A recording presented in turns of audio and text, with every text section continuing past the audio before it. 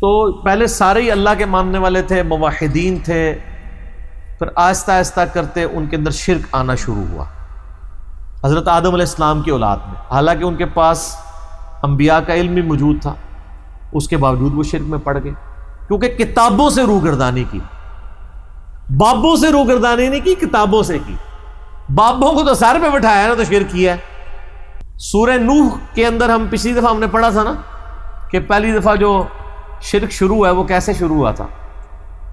حضرت نوح علیہ السلام کے ماننے والوں میں کس طرح شروع ہوا تھا کہ وہ 5 بزرگ تھے جن کے نام کے اوپر انہوں نے بت بنائے ہوئے تھے، اور ان کی ہسٹری کیا تھی؟ وقت کا پیغمبر آ رہا ہے اور وہ پیغمبر کو چھوڑ کے بابوں کے پیچھے لگے ہوئے ہیں۔ یہ سورہ نوح کے اندر اللہ تعالیٰ فرماتا ہے کہ وہ کیا کہتے ہیں اپنے ساتھیوں کو پکا کرنے کے لیے اپنے فرسودہ عقائد کے اوپر، وہ باقاعدہ یعنی اپنے لوگوں کو پکا کرتے ہیں کہ اب تم اپنے بتوں کو نہیں چھوڑنا بلکہ ان ہستیوں کو پکڑنا ہے، ان کے نام بھی آئے ہیں، ٹھیک ہے۔ وہ کہنے لگے وَقَالُوا، یہ سورہ نوح آیت نمبر 23 اور 24، وَقَالُوا لَا تَذَرُنَّ آلِهَتَكُمْ، وہ کہنے لگے مت چھوڑنا اپنے آلہہ کو، وَلَا تَذَرُنَّ وَدًّا وَلَا سُوَاعًا وَلَا يَغُوثَ وَيَعُوقَ وَنَسْرًا، مت چھوڑنا ود کو، سواع کو، یغوث کو، یعوق کو اور نصر کو۔ یہ 5 ان کے بت تھے جو انہوں نے بنائے ہوئے تھے۔ اس میں دیکھیں ایک تو آپ کا بھی ہے یغوث، غوث، یہ یہاں بھی استعمال ہوتا ہے، مددگار مانتے ہوں گے نا وہ۔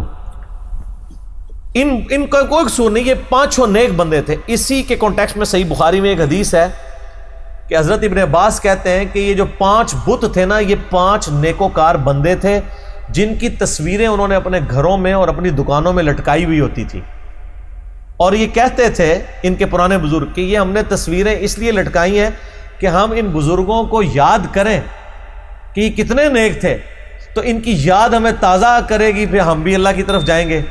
لیکن تھیندے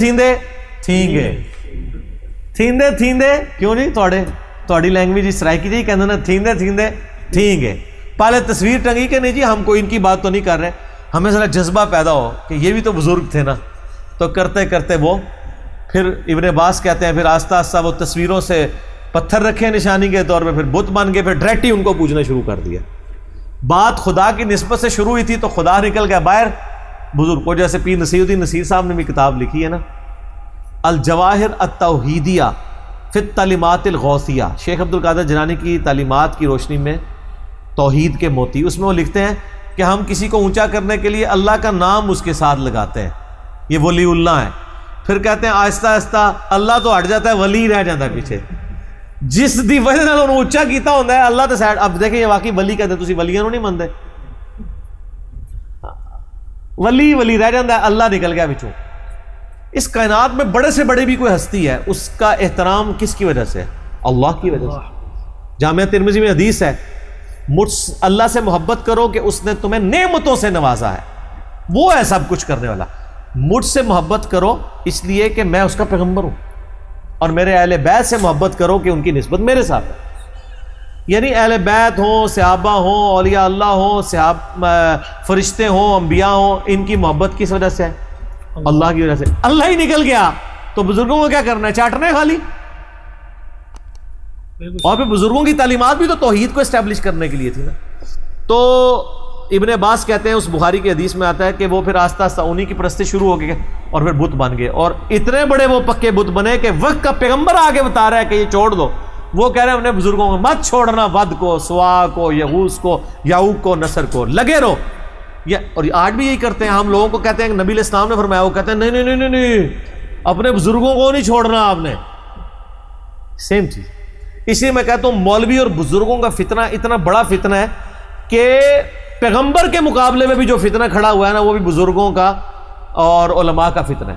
یہ حضرت عیسیٰ علیہ السلام کی مخالفت کے لیے کوئی دیوبندی بریلوی اہل حدیث عوام الناس گئی تھی، انہوں نے دھرنا دیا تھا، علماء یہود نے دیا تھا نا، یروشلم میں گھسنے نہیں دیتے تھے پیغمبر کو۔ آپ کہتے ہیں یہ ہمارا مسجد میں درس کرنے دے، ان کے بڑوں نے تو پیغمبروں کو نہیں گھسنے دیا۔ علماء یہود میں سے یہودی نسل تھے عیسیٰ ابن مریم. عیسیٰ علیہ السلام بنی اسرائیل میں سے تھے. چلو نبی علیہ السلام سے ان کا اختلاف تھا کہ یہ بنو اسماعیل میں سے. حضرت عیسیٰ تو یہودی نسل تھے, خود یہودی تھے, اور ان کو یہ یروشلم میں گھسنے نہیں دیتے تھے. وہاں جا کے, چونکہ وہ جا کے ان کی غلطیاں ہائی لائٹ کرتے تھے. پیغمبروں کا کام میٹھی میٹھی سنا کے سلانا نہیں ہوتا, بلکہ جگانا ہوتا. ہاں جگانا ہوتا ہے, لوریاں دینے نہیں ہوتا. میٹھی میٹھی سناتے تو حضرت عیسیٰ کو بھی ہار ڈال جاتے. عیسیٰ علیہ السلام جا کے حضرت عیسیٰ علیہ السلام کی آواز پڑھیں, وہ تو جناب آپ نے جو ڈیفینیشن کی ہوئی ہے اس میں تو انتہائی بد اخلاقی پہ مبنی ہے. وہ علماء یہود کو کہتے تھے, وہ تم علماء کو بھرے مجمع میں خطاب کرتے تھے کہ تم لوگوں کو تو نیکی کی طرف بلا رہے ہو, خود سود خور ہو, تم دین کے اور کتاب کے پیشوا بنے ہوئے ہو, لوگوں کے پیش امام بنے ہو, اور تمہاری اپنی حرکتیں اس طرح کی ہیں. تو ایک بار تو ان کے اوپر پھر انہوں نے ٹوٹ پڑے نا, وہ تو اللہ تعالیٰ نے ان کو غیبی طور پہ بچایا اور وہاں سے غائب کر دیا. تو پھر بعد میں قتل کے درپے ہوئے, پھر اللہ تعالیٰ نے زندہ اٹھا لیا. تو مولوی ایڈی خطرناک شے پائی, اے پیغمبراں نو دنیاوی طور پہ فیل کر دیندا ہے. دنیاوی طور پہ نبی علیہ السلام پہ یہودی کیوں نہیں ایمان لے کے آئے؟ 10 یہودی بھی نہیں تھے جو ایمان لے کے آتے. کہ جتنا ایمان لے کے آئے وہ مشرکین عرب تھے, یہ بعد میں کچھ کرسچنز تھے, یہودی تو نہیں لائے. حالانکہ قرآن کا اچھا خاصا حصہ یہودیوں کو ایڈریس کرتا ہے. سورہ بقرہ پوری, ٹھیک ہے, سورۃ المائدہ میں بھی, سورہ نساء کے اندر بھی اتنی آیات نازل ہوئی, لیکن اینڈ رزلٹ یہ ہے کہ 10 یہودیوں نے بھی کلمہ نہیں پڑھا. یہ ہمیں بھی جو لوگ کہتے ہیں نا جی اتنی دعوت, اتنے لیکچر, کیا فائدہ؟ ہم کہتے ہیں اللہ کی کتاب ہے اور یہودیوں نے کلمہ نہیں پڑھا. رزلٹ اورینٹڈ نہیں ہونا. اللہ کے نزدیک کوانٹٹی نہیں, کوالٹی امپورٹنٹ.